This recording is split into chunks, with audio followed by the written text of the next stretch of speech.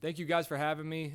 First of all, I just want to say thanks to the Tepper family and the Carolina Panthers organization.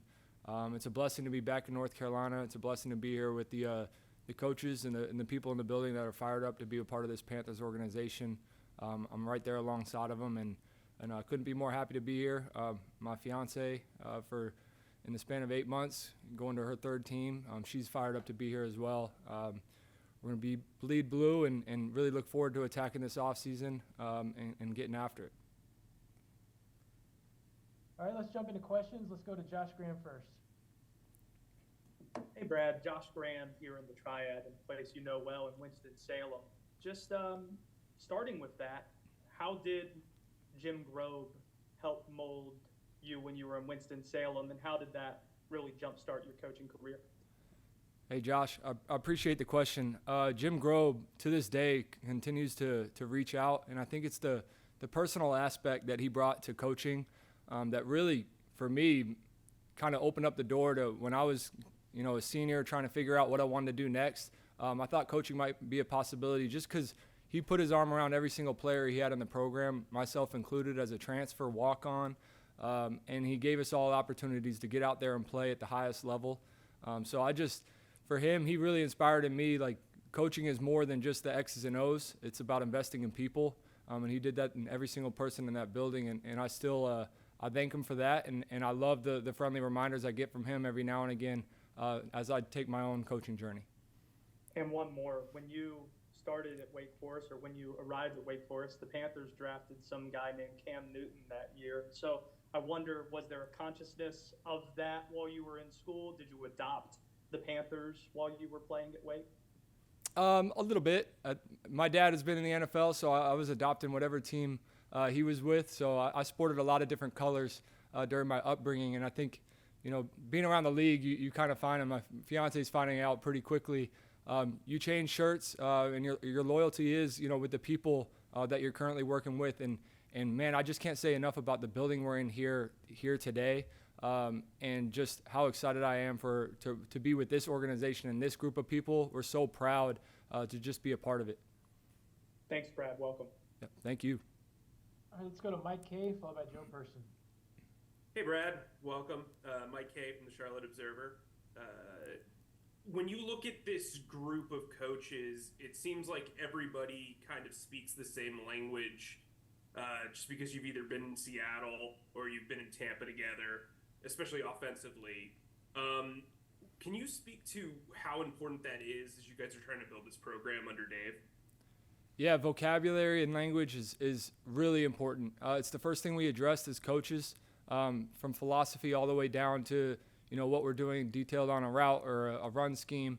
The first thing we did when we came in as coaches was go ahead and nail down what we want to call things and how we want to teach it, because we all have experiences, and I think opening up the floor to those conversations of the different experiences we've had and kind of nailing down how we want to present it to the players, that was the first order of business. So we really enjoyed those first 4 or 5 weeks or so of just getting to know each other on a personal level, but then also, hey, what do we want to be as an offense? How do we want to present to the players to grow and all kind of march in one direction? Brad, and then with your experience with the wide receiver position, Nate, there's several people on this staff that have wide receiver backgrounds. I'm just curious, what do you see in this wide receiver room as it's currently constructed, and how do you think you can get more out of this group than maybe you got the previous staff got last year? Just looking at the group, from here forward, we're operating with a blank slate. So we are starting from square one with every single guy and investing in him in his development this offseason. So we're really from a veteran who's been around like Adam Thielen and Deontay Johnson, all the way down to a young guy like Jonathan Mingo going into his second year. We're just letting them show us through the tape that they put on, the things they put on tape this offseason. Okay, what is their progression looking like now currently? So we're just excited to really just strip this thing down to the bolts and build things up one day at a time. Hey, Brad, Joe Person with The Athletic. How you doing, man? Good. Appreciate you doing this. I had a question about Bryce. I don't think I'm making this up. Did Dave tell us that when you guys were at Tampa, you guys looked at some film of Bryce. I know obviously you signed Baker in March, but did y'all do any early study of Bryce prior to that? Every year we evaluate all the quarterbacks as if we need one. I think that's a healthy process to go through when you're in the NFL.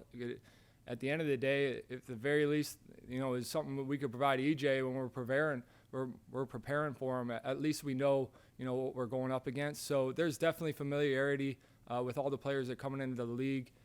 Will Harriger has done a phenomenal job this offseason breaking down this whole QB draft class from top to bottom. So we really treat every year the same and don't leave any stone left unturned when it comes to the draft.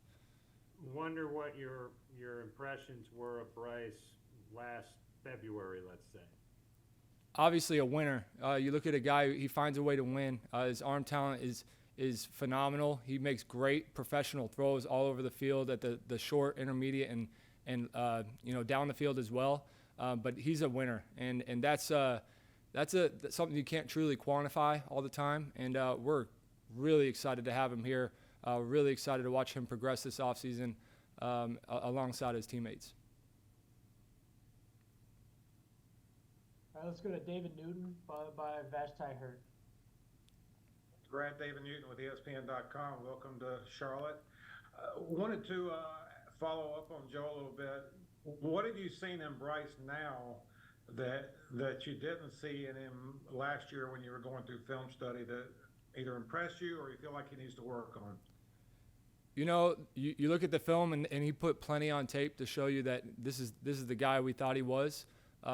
But as far as who we see now, we're in the classrooms right now. So we're really excited to just see that professionalism that he brings to the table, why he won so much, throughout every step of his career. We're excited to build on that and just watch him progress as we, get the chance to hit the field with him and watch him take this team and lead it. And I also want to ask you, I guess Dave's calling the plays, but you're the coordinator. So how does all that work? How much input do you have in the play calling? And how would you describe the philosophy that Dave and you are bringing to this team? Yeah, I think there's a familiarity and trust with me and Dave that runs pretty deep. We've known each other for a long time, and we've always pinged ideas off each other. So we kind of plays devil's advocate to each other, which I think for us keeps each other in check. But at the same time, we know what each other wants. We know philosophy. When you mention philosophy, we know we want to run the ball. We want to start up front and play a physical game, and then the rest will kind of build off of that. And then, as we grow, start to see, where does our team go? What path does it go down? Whether it's the quarterback, the running back, the O-line, what schemes do we need to put in that fit our team, and kind of start to angle our team and our philosophies as far as X's and O's are concerned with what they're showing us. So I think it's not being too rigid in what you're presenting the guys, giving them a good enough width and a good enough sample size to see where this team wants to go. Strath, obviously looking for wide receivers to add to what you already have. How would you classify the depth of this class and finding impact players? Do you feel like there'll be plenty in second and third round? Yeah, I think top to bottom, this is a really deep receiver class. We're really excited. Rob Moore's done a phenomenal job evaluating these guys. So has Nate Carroll. It's nice having a lot of eyes on the film, a lot of crossover. Even Berkovici has done a little quarterbacks, a little receivers. So we're doing a good job as a staff, just kind of cross-checking each other. And then a lot like the X's and O's we mentioned before, just doing, putting things on the table and having conversations about guys. Who's our Panthers fit, right? The football player, not just the numbers or the stats. Who's a Panthers fit as we build this culture? Thanks a lot. Thank you. All right, let's go to Daryl Horowitz, followed by Jeff Hawkins. Hey, Daryl. Hi, Brad. Daryl Horowitz from Queen City Nerve. Welcome to Charlotte. Thank you. You're welcome. I imagine you've had a lot of time now to look at film from last season of Bryce Young and some of the concerns there were with him in the pocket and the backfield there. And I'm wondering, without revealing too much, if there's anything you could mention that you maybe saw that you think could be corrected or helped this upcoming season. We really focused on the positives. We went back. Yeah, we studied last season, but we saw what he did throw, and we're gonna, just like we mentioned, where do you want to take this team, X's and O's wise? Is where do you want to take your quarterback, and what does he show immediately that he's willing to sit back there and rip, and then as we go and he shows us on the field here this offseason, we'll continue to build on the fundamentals. Will Harriger, one of the most prepared quarterbacks coaches you'll ever come across. Has examples of everything, and he's showing it to him on the daily, and then I can't wait to watch him get his hands dirty with him on the field, just honing in on all the fundamentals, the footwork, and then just being on time with the wideouts. Thank you, appreciate it. Yep. Greetings, Jeff Hawkins from the Charlotte Post. Hey, Jeff. Thanks for doing this. Regarding NFL draft, I know you're not in the QB market, but as an OC, what do you think of the local prospect Drake May? Is he a top 3 pick in your opinion? Oh, I can't give away the keys to the castle right there, but Drake's a phenomenal player. I think just like the receiver position, they top to bottom, there's some really good quarterbacks in this draft too. And being a Wake Forest guy, I've watched him kind of torch the Deeks a couple times, and it's really hurt at a personal level. So. Got to rub shoulders with him a little bit in Indy. It seems like a phenomenal personality. Really excited to see where his career goes. I think the sky's the limit for him. He's got a lot of talent. Any more questions for Coach? Let's go to Hey, Mike. Brad, I got one more for you. Tight end is a position you guys have kind of kept static as of now. But when you look at the way you guys use the tight end position, what traits do you look for in that position, maybe that can complement the room you already have? Yeah, I think we have a couple of complementary players. And for us, it's going to sound like coach speak, but finding the best football player, and then we will mesh the X's and O's with who we have in the group. We really don't want to pigeonhole ourselves into saying we need a route runner or we need a blocker. We want the guy who can do both. And then, as we go and we want to trot out there with 12 or 13 personnel, we'll figure out where are the best spots to put them. And Pat McPherson has plenty of experience doing just that with a bunch of different types of athletes. So it's truly about finding the best football player who also fits the culture, and then is willing to absorb, what Pat McPherson's teaching them in the individual room. And then Dave said in Orlando that he was fired up about the running back room. How do you view a rotation lining up here? I think they let that kind of sorts itself out as we go throughout the offseason. You go through the preseason, and you let them compete right up until game one. We do have a lot of good runners. We put the tape on and talk about watching last year, and you see some guys that they finish runs, they run with attitude, and we're really excited for that as a starting point. And then Bernie's going to take them to the next level as far as just honing in on the details of pass pro, being well-rounded backs. But we have a couple of different talented runners in their own right, and we're just going to let them compete, let that thing sort itself out leading up to game one. Thanks. Go ahead, David. You mentioned your dad earlier, and how did he influence what you look for in players today?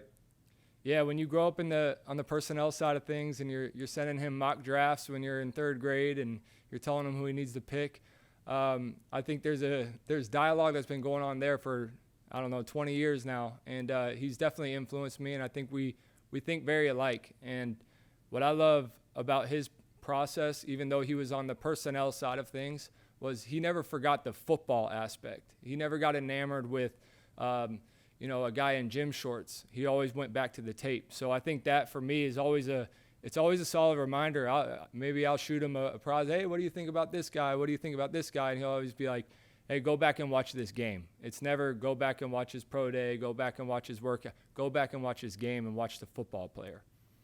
Have you done that with Bryce? Sent him some tape and said, what do you think? And what did he say? Oh, I do it every year. I do it every year just because, that's family, and that's our biggest common ground is football. And my mom, as much as she rolls her eyes with it, we kind of fall back into our ways of just talking about ball when we're around the house. Appreciate it. We got time for a few more. Go ahead, Cassidy. Hey Brad, how's it going? Good. How you doing? Good. First thing, who who were you mock drafting in third grade? Like, who was your first pick? Oh man, there was a guy, Leonard Pope, was a tight end at Georgia, and it might not have been the third grade. That might have been a hyperbole. I think I was maybe in the sixth grade, and I was in Arizona. They ended up drafting him. My dad called me right before the pick. And he's like, "Hey, this might just be happenstance, but we're about to draft Leonard Pope." So I asked him if I could get a jersey, and they weren't really selling them, so you have to get the custom jersey. But that was the one that I'll always remember. You called it. I know you said you're going to let this team kind of grow and see who they become, but when you do get them on the field next week for the first time, are there any sort of parameters you want to reach or see right off the bat just to kind of know where you're at? Like, how do you determine off the bat, like, what you're working with? Well, for us, we're not you don't need to inundate them with too much quantity, and you just want them to own the pre-snap and just own the fundamentals of what the core of our offense will be. How do things marry up? How can we stop a play, coach the finer details, and get them to really buy into the things that make the difference as the season goes on. So that's really it. It's just not being in a hurry. It's teaching them to slow down and focus on those finer details and fundamentals. All right, thanks, Coach. Thank you, guys.